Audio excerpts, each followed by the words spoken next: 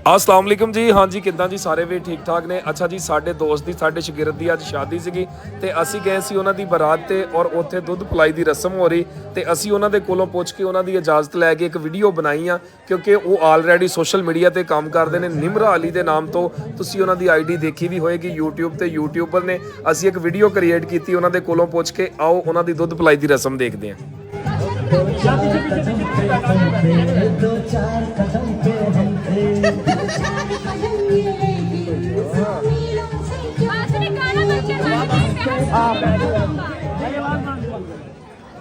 Okay हो गया।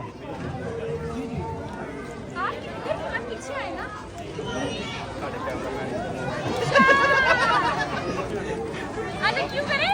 सारे आगे आ रहे हैं।